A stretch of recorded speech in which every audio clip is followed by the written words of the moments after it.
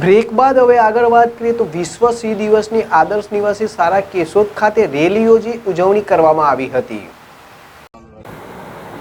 10 ઓગસ્ટના રોજ વિશ્વ સિંહ દિવસની ઉજવણી કરવામાં આવી છે। રાજ્ય સરકારે સિંહ દર્શન માધ્યમથી પ્રવાસનને વેગ આપ્યો છે, જેના કારણે ગુજરાત સહિત દેશભરના લોકો શાસન તેમજ દેવરિયા પાર્ક ખાતે ઉમટે છે, તે ગૌરવની વાત છે। સિંહના સંરક્ષણ, સંવર્ધન અને સિંહ વસવાટના કારણે સાતત્યભર્યા પ્રયાસ થઈ રહ્યા છે। જનજાગૃતિ અર્થે રાજ્યની શાળા, કોલેજો તેમજ પર્યાવરણવિદ સંસ્થાઓ દ્વારા સિંહ સંરક્ષણની ઝુંબેશ ચાલી રહી છે।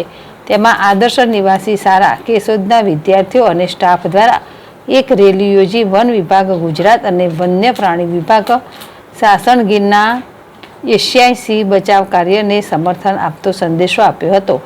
ફોરેસ્ટ વિભાગની નર્સરી પાસે રેલીનું આયોજન કરવામાં આવ્યું હતું, જેમાં વ્યાયામ શિક્ષક ડૉક્ટર હમીરસિંહ વારા સાથે ઉપસ્થિત સૌએ પ્રતિજ્ઞા લીધી હતી। ગુજરાતના સૌરાષ્ટ્ર વિસ્તારમાં વિહરતા સિંહના સંરક્ષણ અંગે એમડી દાહિમા અને એચએસ મુસારે માર્ગદર્શન આપ્યું હતું।